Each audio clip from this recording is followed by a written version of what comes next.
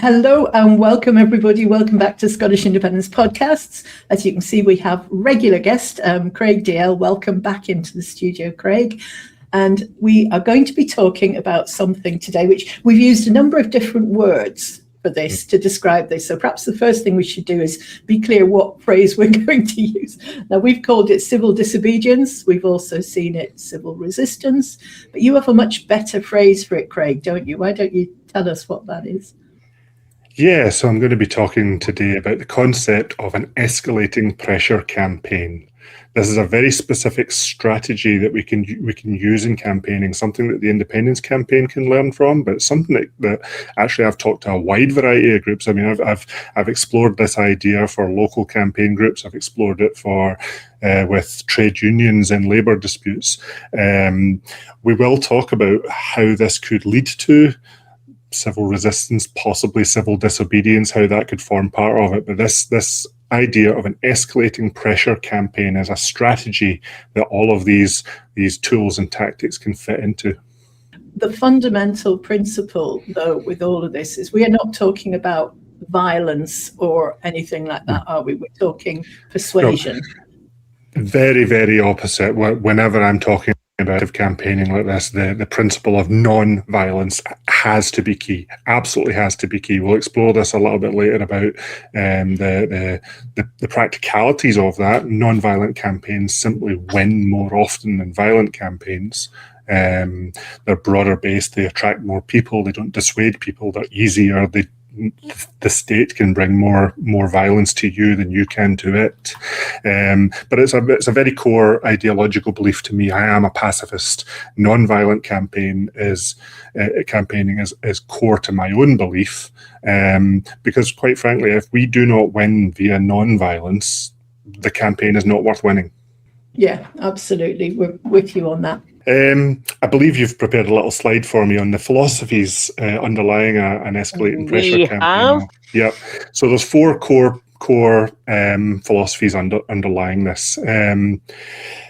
Fundamentally, if you're in a campaign, you're campaigning against someone, it's likely that they oppose what you want them to do. One of the key parts of this is identifying what I call the key holder. Who is the person who can make the thing happen, and why are they opposing you? Now, generally, especially in politics, they will continue to oppose you because the benefits to them for opposition outweigh the benefits of flipping and letting you have what you want.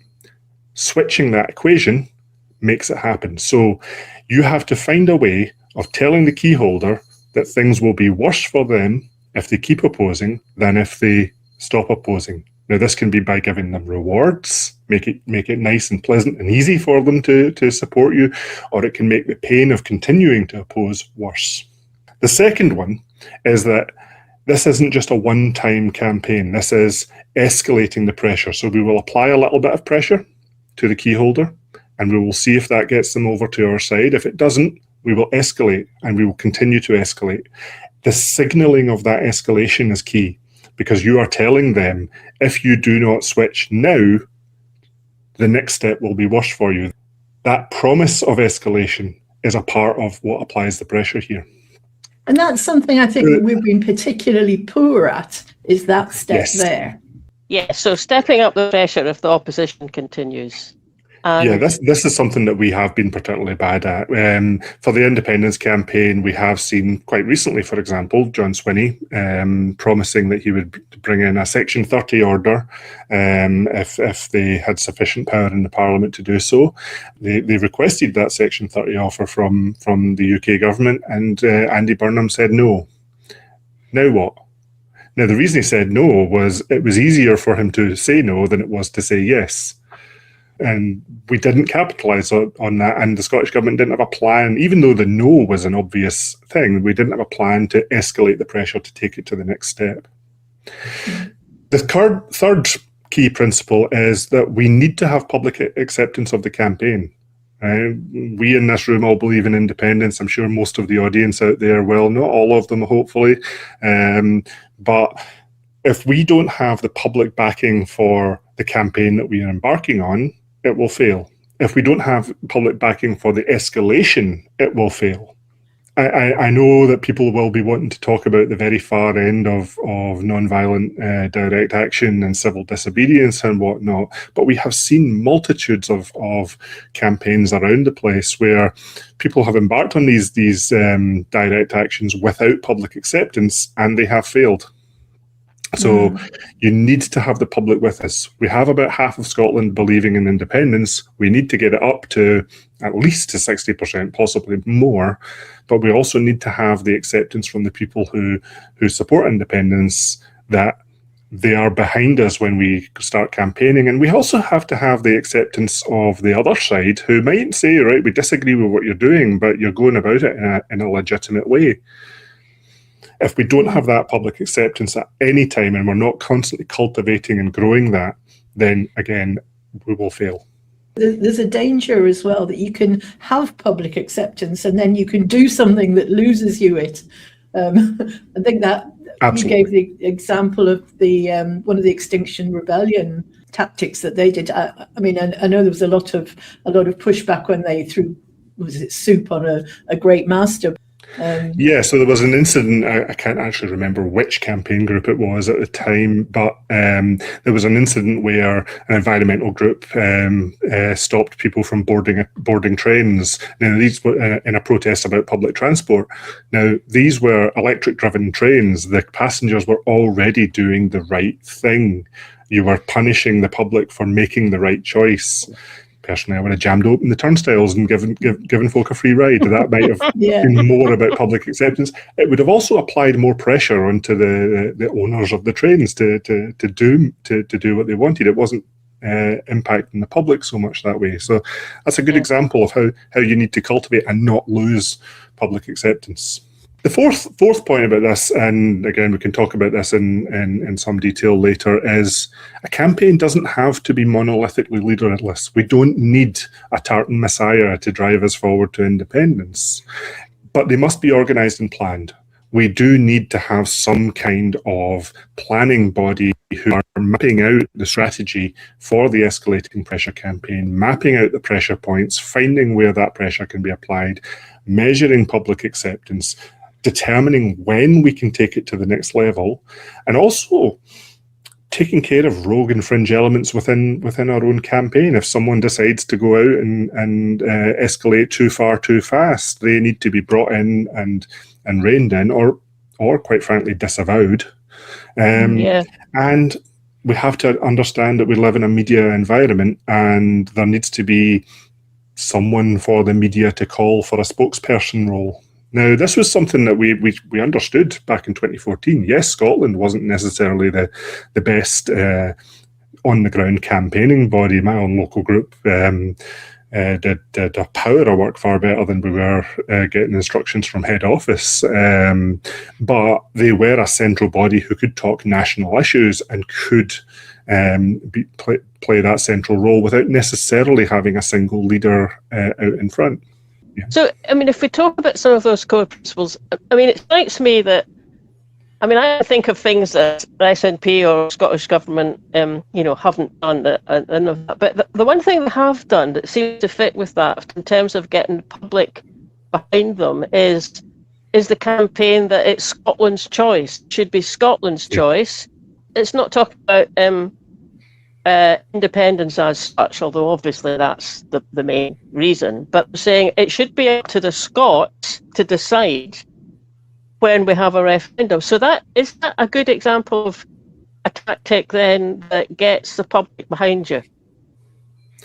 Yeah, I mean, this is a good way of sort of understanding, having the public support. That idea of democratic outrage is a powerful one.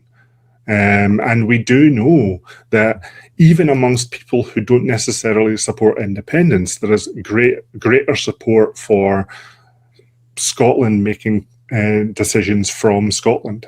More devolution or more local control or whatever. But there is a good chunk of the electorate out there who would support Edinburgh taking more decisions rather than London, even if they don't support independence completely, and playing with that attitude and cultivating that attitude and pushing forward on that is a good tactic. And it also puts your opponent in the position of arguing against democracy, which is, not a good look. Yeah, when we get into the actual structure of what the process of escalating pressure looks like, one of the key steps there is legitimization and delegitimization. And you can see once you understand an escalating pressure campaign, you start looking at all campaigns at little micro versions of that, and you start saying, oh, I could have done that better, or there's the mistake they made in losing that segment of the audience, or that's actually quite good there. You could build on that. Yeah, brilliant. Yeah. I mean, one of the things that came knowing we were going to be talking to you today was because the latest batch of Scottish economic figures came out. The GERS figures came out was it last week or this week? And I saw quite a few people on social media saying, "What on earth happened to what Keith Brown said?" He's the deputy leader, I think, isn't he, for the SNP? And he said a while back, I mean, some years back, yes, we'll get our own version of those figures out from the point of view of, Scotland, not Scotland being part of the UK, but Scotland if it's independent. And, a lot of us went, thank goodness for that. And people were saying, well, what happened to that? And I thought, what happened to that? Because it's never happened. It's never appeared. And yet, if we had them, that is an immediate way in which you could, escalate the response in Scotland to the GERS figures that come out. So it just seems like such a big missed opportunity. But I quite appreciated being putting it into your set of principles and tactics. I hadn't thought of it like that before. Yeah. Well, I'm, to be honest, I'm quite relieved the way GERS happened this year. GERS used to be the busiest day of my political year. It used to be a massive national scale hullabaloo over this report. Quite frankly, some of that was because it was my fault. But anyway, it seems to have settled down a little bit more, and it's become a little bit more boring, which national accounts really should be. If your national accounts are exciting, something's going wrong somewhere. That idea of the alternative GERS, it was something that was floated actually by Derek Mackay when he was finance minister. With him being discredited and losing his job and moving out, and his successors never really picked it up after that. So that's kind of what happened to that. No finance minister's really been brave enough to pick it up. I know Kate Forbes toyed with the idea, but in the end she didn't do it either. I was at a meeting. I've heard Kate Forbes saying, well, she doesn't mind the GERS figures because they prove how badly Scotland does within the UK, within that setup. And I thought, okay, well, that's true, that kind of fair enough, but it only works if you follow them up and you say and you point that out to people, which actually I have never heard of doing that very much. However, where should we go next? You want to move on to talk about your steps, first steps? Yeah, now that we have the principles and the philosophies underneath the picture campaigning, let's see what it actually looks like in terms of planning. So, step one, we can think about this in terms of independence, but this works for any campaign that you want to use this on. Step one is awareness and normalization. Do the people out there actually know what you're campaigning for? And are you being weird about it, basically? Now, the example I use here for the independence campaign, I was very apolitical up until the start of that campaign. It was the indie ref that radicalized me into politics. So I was just getting my start into what are these people out marching for, kind of, and what do they look like? And the first couple of indie marches I became really aware of, there was a lot of tartan and flags out there. And that wasn't necessarily something that I was wanting to get involved in. I'm not a very flag wavy person. Yes, there's probably photos of me on social media waving flags. I know things have changed.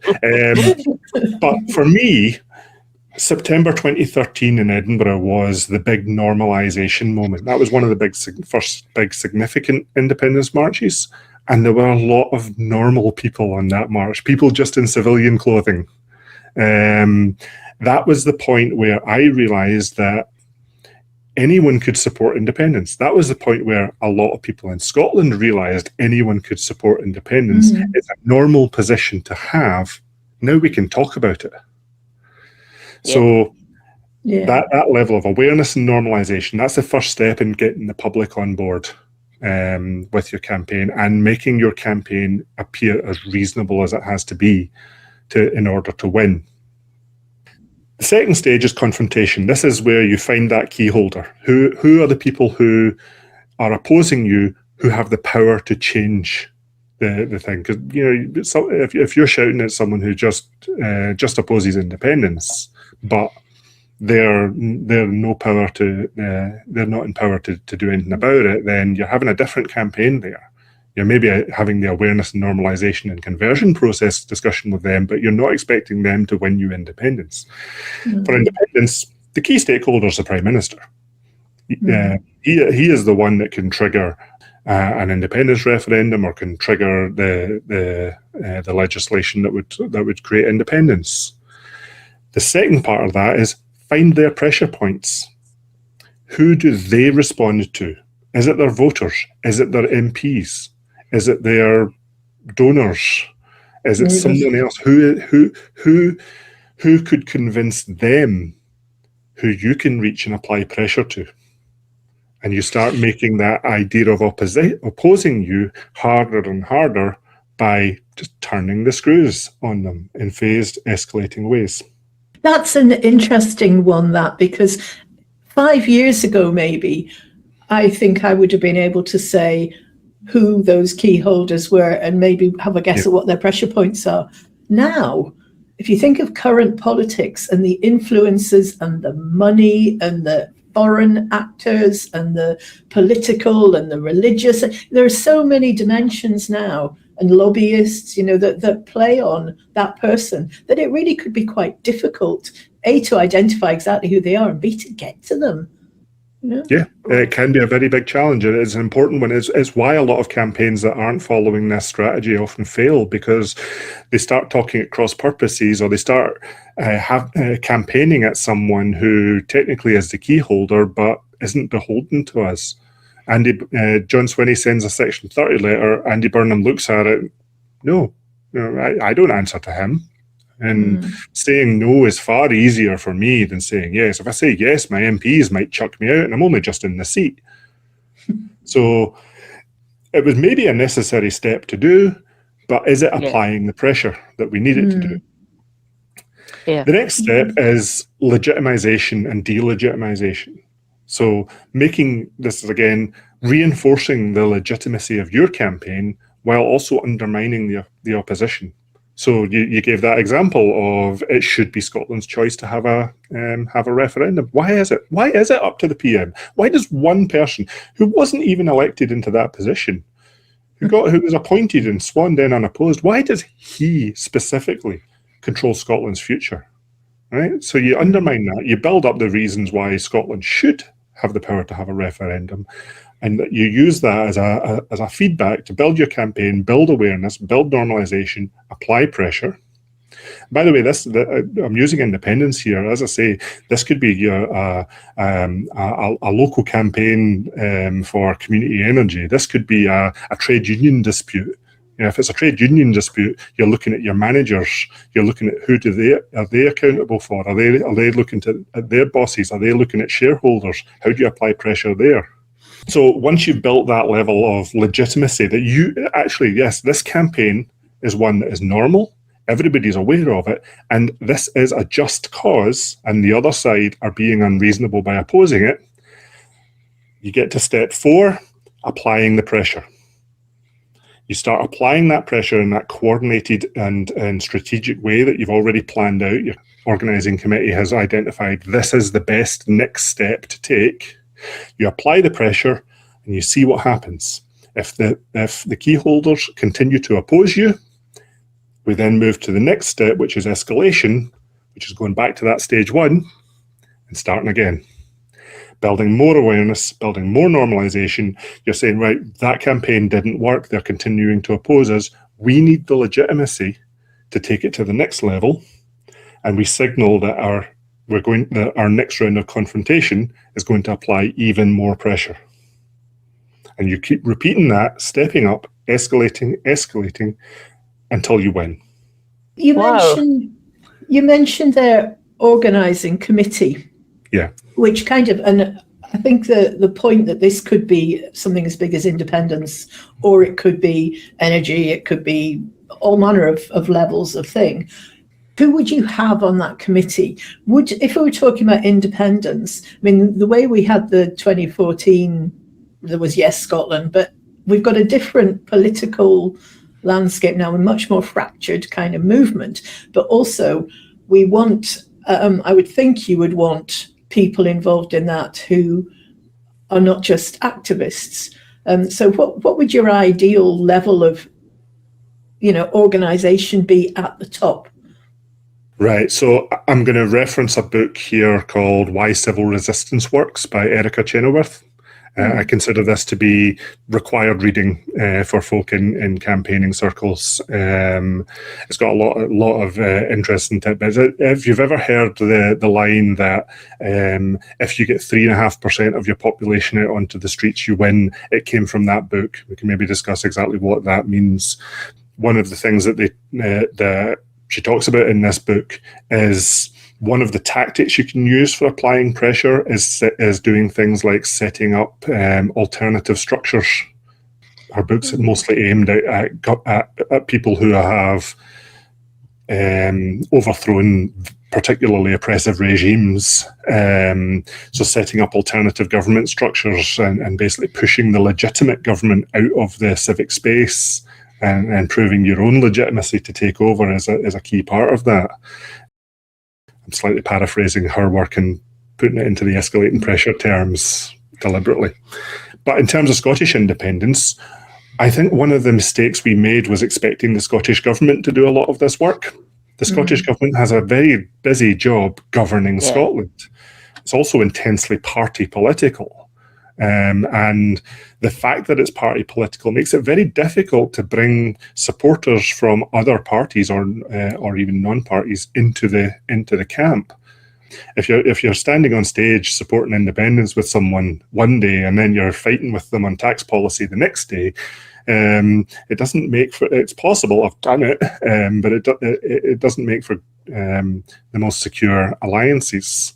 Yeah. So one of the things that Commonweal supports, we wrote about this in our book, How to Start a New Country, back in 2018, is setting up a national commission.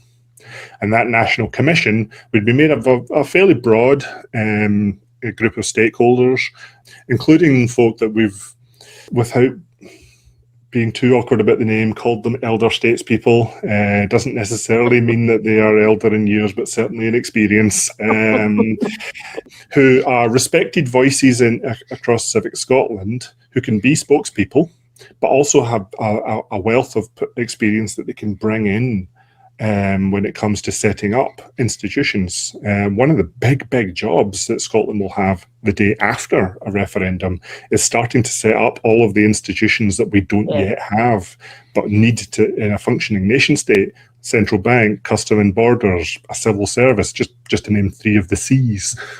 Massive recruitment. The number of jobs that independence will create is pretty impressive. Craig, would that be something similar to I'm not sure if this was its correct title, but it was something like Constitutional Convention Group that was set up to get us to the point of having the devolved government set up. So that was similar, wasn't it?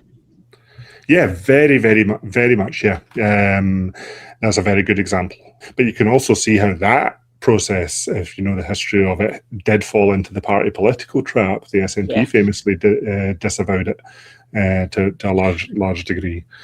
But that idea of having this institution here who can plan those strategic actions, but can also take actions itself that aren't necessarily actions that the government can take, is an important part of this process.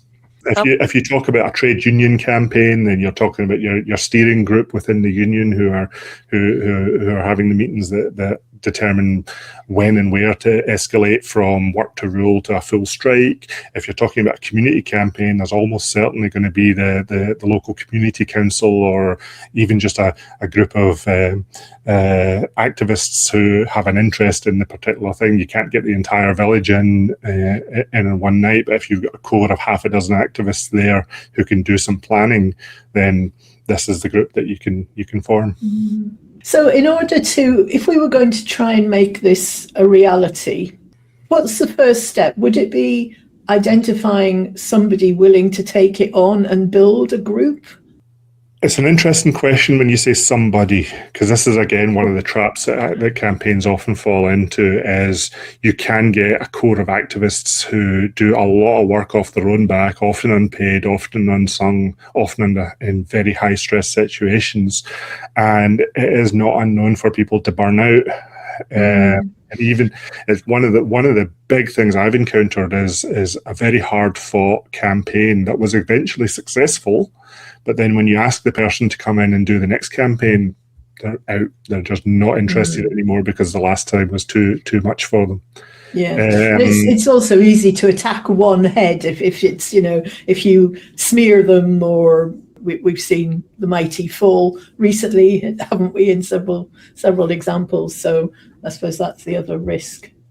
If it's all on one risk, but also bear in mind that we're probably trying to do the same as well. If that's a pressure point we can apply, then that's one true enough. Yeah, fair enough. Remember, this is another lesson for this whole thing. Everything that we do, our opponents can do as well, especially when you're talking about that legitimization, delegitimization side. Think again about environmental campaigners who are probably the most vital campaigners that we need right now. If you just look outside right now at the heat wave we're all suffering, the climate emergency is only getting worse. Yet whenever climate activists try to do something about it, look at the response. It's never arguing against them. It's never maybe a little bit of compromise, but now it's time for you to go home. It's always completely delegitimize them in the eyes of the public, demonize them, and make the campaign go away. Yeah, in fact, I noticed that with Burnham having his Cobra meeting on the heat wave. Not once was the climate mentioned. In he's talking about banning barbecues. Well, why not give the fire brigade water pistols as well? It's that kind of level of pathetic response, but not a single thought as to why have we got all these heat waves? What can we do about it? Yeah, so that was, I wasn't quite answering your question. I'm not entirely sure I can answer the question directly when it comes to the Scottish independence campaign, because you're right, the landscape under us has changed quite a lot since 2014, 2012 even. But deciding this is the route to go and having a bit of political backing for it might be the route of actually deciding how best to do that. That's maybe another point. Maybe the key holder here isn't Andy Burnham right now. Maybe the key holder is the Scottish Government. Maybe it's John Swinney. Maybe it's deciding that we need more than just sending a letter to London every 5 years. Yeah. I think that's a good point, actually. I mean, the minute I hear you saying that, I'm going, yes. I mean, partly because there are examples from Wales, but also now in Ireland, Northern Ireland, but also in the Republic, of the political parties there setting up ways in which they're talking to their own citizens about what do you want, where do you want Wales to go? Now, obviously, the Welsh have already had a 2-year-long constitutional convention. It was jointly run between Welsh Labour and Plaid Cymru. I mean, could you imagine Scottish Labour ever working jointly with SNP? Never going to happen.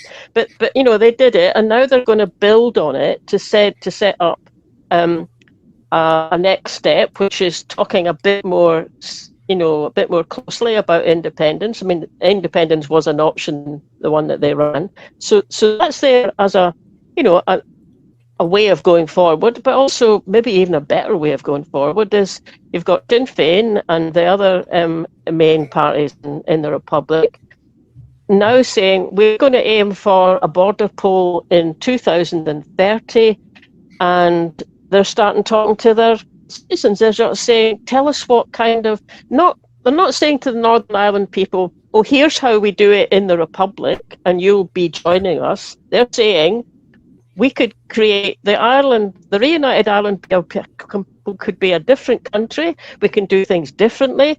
Tell us what you'd like, and then having focused discussions on that. So, it does seem to me that all of that, Mr. Swinney, or someone in his cabinet's job should be to say, how do we best do that now for the next 2 or 3 years in Scotland? I mean, are they doing it? Well, I've got my fingers crossed, but I kind of doubt it, and I don't understand why not. Yeah, and you do see examples from both Wales and Ireland where, again, if you're looking at this through this escalating pressure lens, building up, as you say, those alternative institutions, even if they are an alternative GERS equivalent, is not necessarily saying we're setting up a new statistics agency that's going to take over the national accounting, but it is pointing at this is how we could do things differently. I know that in Ireland a number of years ago there was a very, very good study asking people who were against reunification what their fear was, or how could this happen in a way that would make them happy. You don't need to agree with it, but if it happens, what would you expect to see? And going into that report, very well worth reading. That addressing the people's fears and looking at just how reassured actually a lot of people would be is quite enlightening. But that helps build up the awareness, the normalization, and the legitimization, and that reports like that then can apply pressure on people who oppose it, because that fear-mongering of it'll all be terrible and everyone will oppose you, well, here we have evidence that even the people who disagree with us aren't necessarily going to oppose us in the way that you say they will. And that's not hard to do. That's just the basic communication consultation process, isn't it? Yeah, that should be exactly. doable. That would be a really good place to start. But the other thing, when you were saying Wales, I notice challenging, why have we got a Secretary of State for Wales? Why have we got a Secretary of State for and that is delegitimising those that process, which is got to be good. Interesting question for Scotland as well. What is the point of the Scottish Secretary? Before devolution, I mean, they were effectively the governor of Scotland. They held a lot of the powers for local legislation. Post devolution, it kind of lost its way for a long time. It actually got a bit of a revitalisation through the independence campaign, because it could be turned into the propaganda unit from the UK government. The spokesperson was there. I've talked quite a lot. I remember when I was giving a local campaigning group, some lessons on escalating pressure. It was one of my earlier ones. And they took a bit of umbrage when I mentioned that they had planned a march, and I asked them how much pressure did that apply. And they thought I was delegitimizing the idea of marching. And I wasn't. And I'm not. An independence march serves a whole pile of purposes. It lets us meet our fellow travellers, helps us share ideas. It's great for morale. It's a good fun day out. It does help with that awareness and normalisation. But one thing I would suggest is, if we are going on an independence march, does it have to end up on top of Calton Hill? Does it have to end outside the Scottish Parliament, where there's already a majority of pro-independence MSPs? Could it instead end outside the Scotland office and do something there that applies pressure directly to the UK government? Well, we could campaign against having a Scotland office by camping out in front of the Scotland office and directly delegitimise it. I generalise that to all the other activities we do, even if it's if your local campaign group does a stall and hands out leaflets. Start thinking about it. You don't necessarily need to change a thing you're doing, but if you start thinking about it in terms of, where am I sitting in the escalating pressure cycle? Am I handing out leaflets to build awareness of who we are? Am I handing out leaflets to legitimise or delegitimise? Am I directly applying pressure by gathering signatures for a petition? Start thinking about it in those terms, and you start planning things a bit more strategically, and you might see some movement in your campaign where maybe you weren't before. And that's something Believe in Scotland have actually done quite well, I think. I mean, their campaign days when they go into a particular area. I mean, the last one was in Stirling that I was at, and they did have a stall, which you need some kind of central point to work from. But then we all were given routes, and we ended up in the Ratloch, which is, not the people who live there are not going to walk past your stall. It's right the other side of town, and yet we had leaflets through every door, and that leaflet also had a petition attached to it, which said, are you okay with Burnham just saying no? So actually that hits several of the points you've just made there. I think that's a good challenge to ourselves when we're doing actions. It's, what's the most bang we can get for our buck? And I think even with the marches, we do them on a Saturday because that's when a lot of people are there. That's when the offices are closed. If we really wanted to get in the way, which of us are available on a Wednesday? Where have we got to then, Craig? What should we be talking about next? Well, I do recall in your preview you started saying that I was going to talk about civil disobedience. So let's discuss some of this. Now, let's say we are in a hard-fought campaign and we have escalated quite far up the pressure scale. We've repeated that loop several times, and we're kind of a bit beyond handing out leaflets and signing petitions at this point. We're still getting opposition. Now, as I say, all of our campaigns, no matter what you're campaigning for, it must be non-violent. This is a thing that Chenoweth stresses in her book as well. Non-violent campaigns work far more often than violent campaigns. There are a lot of people who will not join a violent campaign, so you immediately denormalize your campaign if you go violent. Probably the best example I can imagine here. Imagine you're in a very tense protest. You're standing off against the government. Tensions are rising. You're approaching a tipping point. Standing beside you is a government agent provocateur who has infiltrated your group, and they want to tip things over and delegitimize your movement. Do they, A, stand out in front of the crowd, appeal for calm and tell you all to go home, or do they, B, throw a rock through a window? Right? Throw the rock. The answer to that question is the government knows that a violent campaign delegitimizes itself. Yeah.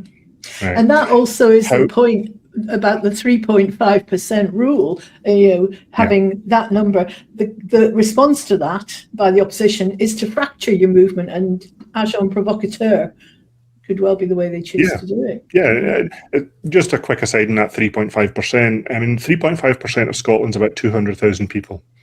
The Scottish independence movement, if it hasn't quite hit that point, it very nearly did at its peak. I don't necessarily believe numbers about how many people were out on a march, no matter who's saying them. But we have seen marches that claim to have 100,000 plus or approaching 200,000, or we've had days of action where we've had multiple marches going on throughout Scotland.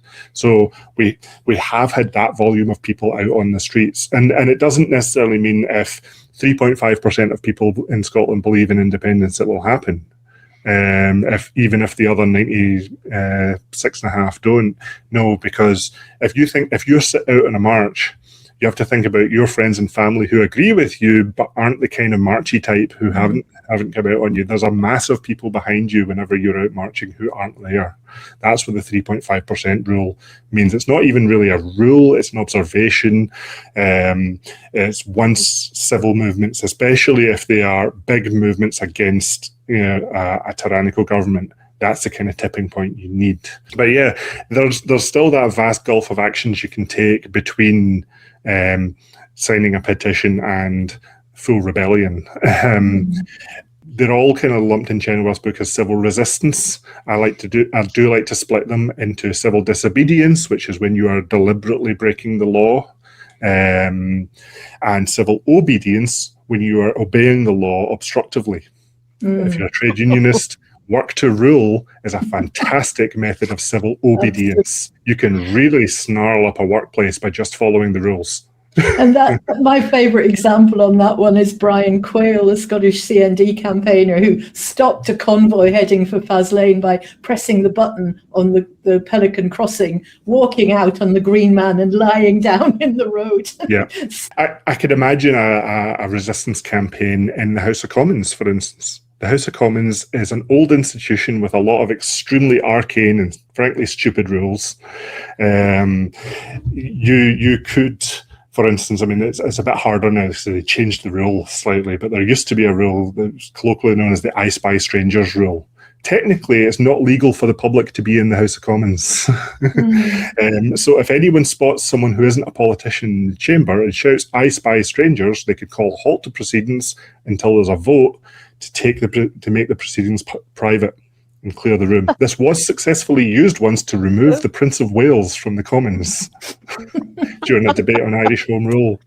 So imagine, I mean, it takes about 15 or 20 minutes to hold a vote in the Commons. Yes. So imagine if you have a block of people calling that at every opportunity and just snarling up the works, call obstructive points of order, disrupt PM queues, even if it means getting chucked out. I mean, this goes into the civil disobedience side, but if you had one SNP MSP calling a vote that takes 15 minutes to deal with, then everyone trudges back, then someone else raises a point of order that causes another vote, there's another 15 minutes wasted, then someone causes a bit of disruption, gets them chucked out, there's another 5 minutes gone. If you've got 30 odd MSPs, you could shut down the Parliament for a day.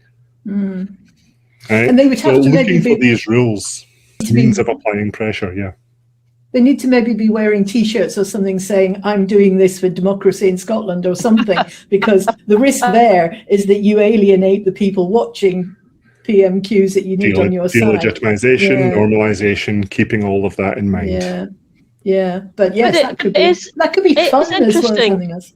It is interesting, isn't it? Because I'm just thinking that maybe then, would that be a more effective tactic to have used in the Commons than, you know, on the occasion when we had, you know, I think it was getting on for 40 MPs at the time. I can't remember when this was, but they all walked out, and that got publicity, but it also got kind of lent itself to unionist parties, at least the rest of the Commons, i.e., saying, just laughing, or saying, "Oh, we'll never miss them," and hope they don't come back and stuff. So. Maybe that wasn't. I mean, I quite enjoyed it when they did that. But sort of saying, "Oh, good. Well, at least you've done something." I think there was a big surge in the SNP's international headlines. Yeah, I think it did have a good spin off that because of the reaction of Westminster, perhaps in belittling Scotland by extension, if they're belittling our MPs. But what happened there was one MP got thrown out and the rest walked out in solidarity, which is a tactic. And you could see how that applied pressure. But if you wanted to escalate from there, what would it be? Well, when one MP gets chucked out for disruptive behaviour, one more MP stands up and does the same, gets chucked out, then another, and then another. And again, you can stretch that out over hours. Yeah, that's cleverer. Yeah. Well, I'm not going to say cleverer, because the previous tactic was one that did apply pressure and did work. It did have its role. Didn't apply sufficient pressure, so the next escalation is to go a bit harder. And this does take us into that civil disobedience side of where are the rules that you can break and are willing to break. We see this, but also that blurry line in between, because again, the opposition aren't static. They can do stuff to us. The government especially can make an action of civil obedience into an action of civil disobedience by making something illegal. It used to be perfectly legal to protest by handcuffing yourself to a railing. The suffragettes famously did it. Now it would be treated as an illegal action, possibly terrorism. Holding up a board with a certain series of words on it, I'm not going to mention those words for obvious reasons, is now an illegal action that a couple of years ago was perfectly legal.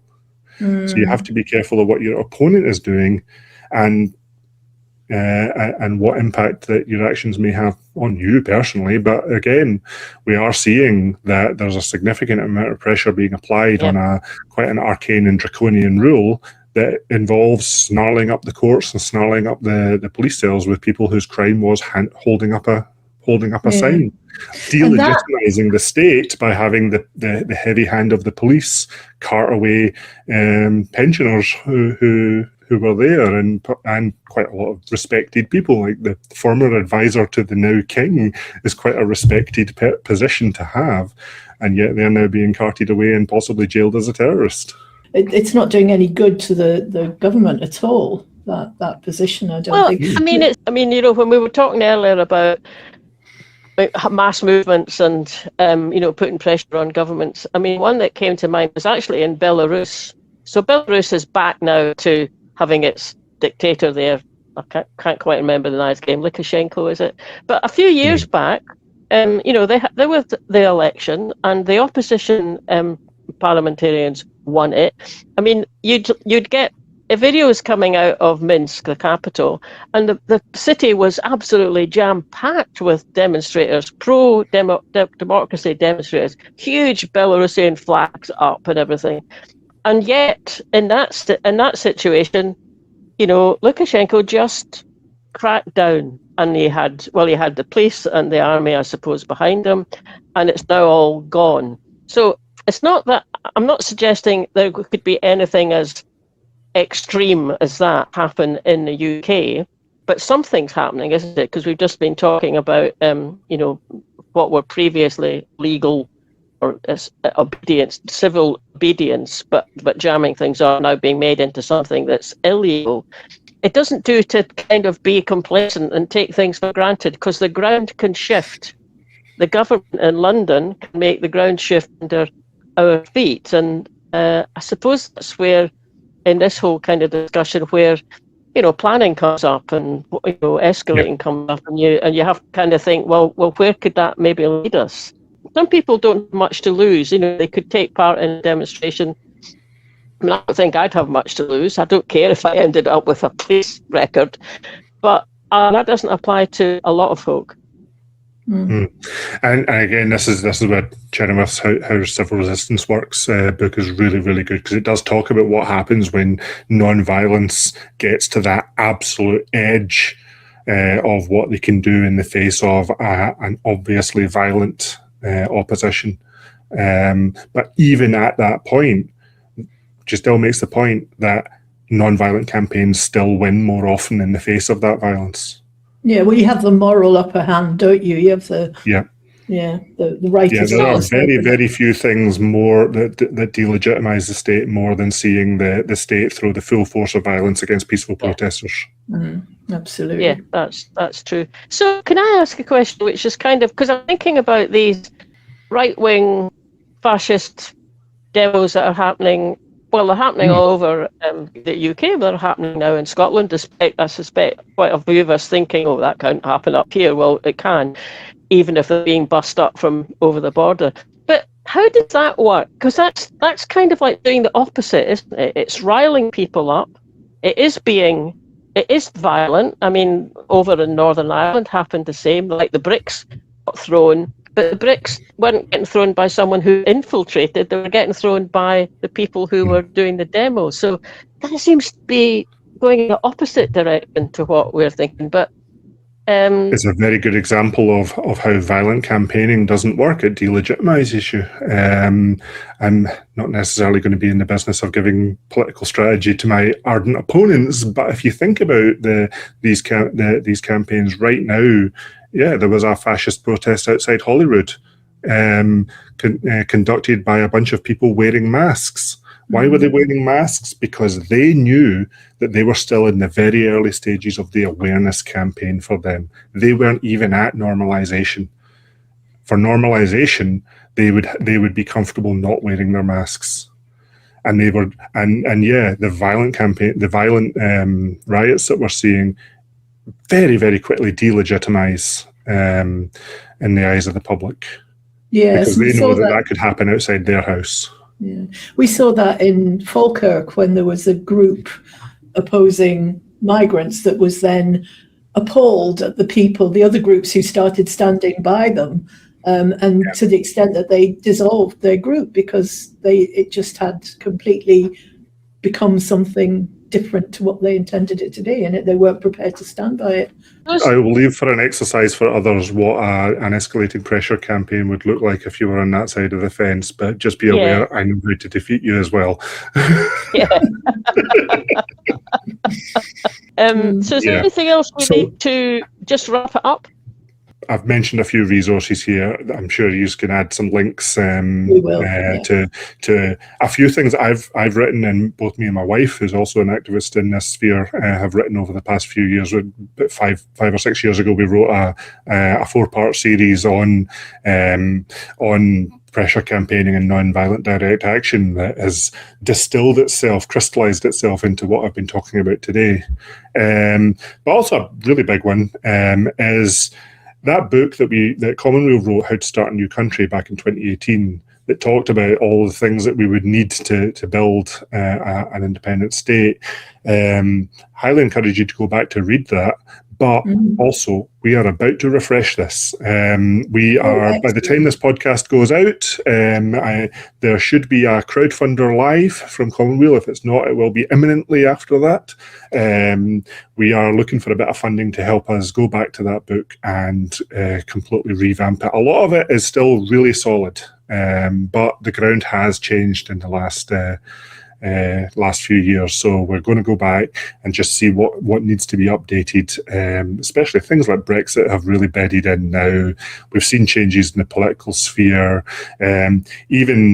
even things like the UK's policy on defence has changed dramatically in the last several years. Geopolitics and trade have changed dramatically. The world that an independent Scotland will be entering will have changed dramatically. So we're launching a crowdfunder. We're hoping to get we've already actually secured a little bit of funding to get us started, but we're looking for some money to help support us to refresh this How to Start a New Country and make it more accessible, and bring it up to date. So hopefully I'll be able to share some good news on that soon. Can you give us the link to the crowdfunder? We'll put that in the notes as well. Absolutely. Yeah, and we'll share that. I mean, I love that book. I must have bought about 4 copies because I keep giving them to people saying, "Oh, you'll want to read that." Good. That was the point of it. But it is one thing I absolutely loved about it was it's almost a checklist of here's everything you'll need. Here's all the institutions. Here's all the things you've got to think about. So I would be fascinated if you could include an appendix maybe or a paragraph that says, and this is how far we've got. Yes. Since the first one was published. A checklist of where we are. It would be a really good thing to see, It would be good. Yeah. And I mean, I think even if that would probably be a good starting point for coordinating campaigns on some of these other things to get them moving. That could be a good thing. I mean, I really do like the approach that the Irish in particular are taking, which is not it is about Irish unity, their overall aim, but they're doing it topic by topic by topic. They're looking at, how would an NHS work in a unified Ireland? What's the best system we can get for both sides? And women, what's the best position for women? And I think that kind of way of framing the debate encourages more people in than would if we framed it as just should we be independent or not. So for me, there's something really important about moving the conversation on for if we're independent to how we get to be independent. Let's assume it's going to happen. How's it going to work? Yep. And we have normalized the if, we have legitimized the if, let's now legitimize the how. Exactly. Yeah.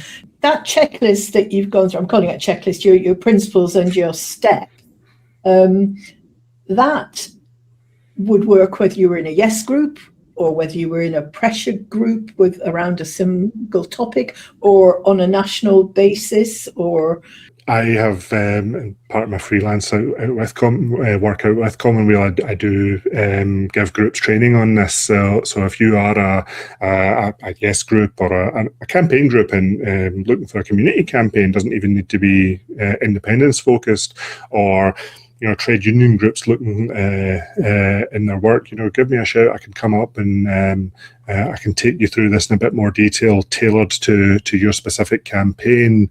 I can't do party branches. Party political is a very different beast, and this kind of campaigning doesn't suit party political campaigns for various reasons, but non-party campaigns it's particularly suited for. So if you want me to come up and talk to your group, I can come up for an evening and talk about what more or less at the same level as I've talked about here today. If you want me to organise a full day workshop with you to really hammer out a campaign We can do that. One of the ideas that me and my partner toyed with, but haven't done yet, is a full weekend, fully immersive role-playing session where we actually, don't just talk about how to do a campaign. Half the room actually does it, with the other half being the key holders and the targets of the pressure. Oh, that would be fun. Well, that could be fun. It could be fun. It could really be fun. Do we want to just run through some examples of the kinds of actions that people can consider? Like even things like, wearing a T-shirt with a slogan on it and a yes badge and dropping a yes stone. Those are little visible things that are very easy for people to do. And I loved there was a suggestion in one of your papers that was take pavement chalk with you. Well, you're in a pavement, nobody's looking, scroll something on a gate poster. I mean, that kind of stuff is probably quite low level that a lot of people are in, but it does make a difference. I mean, I always get a lift when I see a car go past if it's got a saltire in the back window. That always makes me think, oh, it's not just you, there are other people out there. Yeah, those actions right down at the awareness and normalization level are pretty important. Another one I quite like is a bit more equipment to just lug around, but a pressure washer. Because you can do reverse graffiti. You can clean the pavement in a pattern, and nobody can accuse you of graffiti. Or there's one near where I live. There's in the spring somebody's planted crocuses in, let's just say, a rude shape. But you could easily have something that says yes, that comes up every spring or something like that. Yeah, that's good. I have seen people deal with potholes in a similar way. If a pothole's being ignored by the council, it can be marked in a very, let's say, distinctive way that the council can't ignore for long. And while they're out cleaning it up, they may as well fill the pothole while they're there. Brilliant. A bit of imagination and creativity. This is the fun side of campaigning, because the pressure points aren't always just dry things. They can be incredibly creative. You can really get the goblin out in you and find especially when you get up to that slightly more disruptive type of campaign, you can find very creative and fun ways of being disruptive and making a right fool of your opponent at the same time. Absolutely. So that's the challenge, folks. Start your own campaigns, come up with your own ideas. If you're in the middle of campaigning at the moment, have a look at what you're doing right now. I'm not saying anything you're doing is wrong. I'm definitely not saying anything that you're currently doing is wrong. But have a look at it now through that lens of escalating pressure. How would you change the way that you are campaigning, even if you're doing the same things, that fit into that kind of framework, and start being a bit more strategic about it? Especially ask the question, okay, if we do this and it doesn't work, what's next? Where do we go from here? Where do we go from here? That's something I would like the Scottish government to do as well, because you lose so much momentum when you ask for something, the answer's no, and everything stops. And not only do you lose momentum, you get your supporters get annoyed with you, which is, again, that delegitimizing their role as, effective campaigners on our behalf. So it's... Yeah, I think that's true. And actually, one of the things that I've really taken on board from just this discussion that we're having is about identifying key holders, because I would definitely have gone, well, it's the Prime Minister, because he's the one who says no, or he could say yes. But actually, having stood back from that and now got the idea in my head is, well, yeah, eventually he will be the key holder we have to tackle, but maybe we're not there yet. And actually, maybe it isn't him. It's maybe Mr. Swinney or someone in people in ScotGov, because they have to start taking. There are actions that they could take. Well, we've talked about some of them, and we need to put pressure on them now first, in order that we can be in a better place to then put pressure on the Prime Minister. But also what you just said, Fiona, because when Swinney doesn't act, or First Minister, whoever it is, doesn't act, and then things just dribble away and get lost off, the unionists must be really laughing their heads off at that, because that just create any little cracks there are in the yes movement, that widens them. And then people they don't say, how will we put pressure on on the Scottish Government or on the SNP to make it move in that direction, they go, oh, they've lost interest. They're not interested in independence, which is just ridiculous, but kind of understandable. Actually, emotionally, that's understandable, although logically, it's just ridiculous. So I've just really appreciated that, actually, and might go away and kind of think about a few of the people I know that are out on stalls. Another wee final thought there, if we take that Section 30 letter as an example, how could that be turned to a strength in an escalating pressure campaign? Just as I've said, nothing you're doing is wrong. Well, you know the answer is going to be a no. You know it's not, the letter itself is not applying pressure. But if you go in saying, openly sort of signalling, if you say no, then this will happen. Then we will turn the people against you. Then we will apply pressure here, here, and here. We may retaliate with some sort of policy that blocks one of your key policies. You know, maybe some devolved policy in Holyrood is holding up a plan that the UK government wants to do.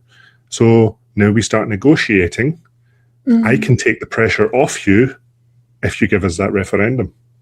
So you can turn even something that you know in itself would fail, doesn't necessarily need to be a sign of weakness. I got an email, I think it was from the 360 Degrees people.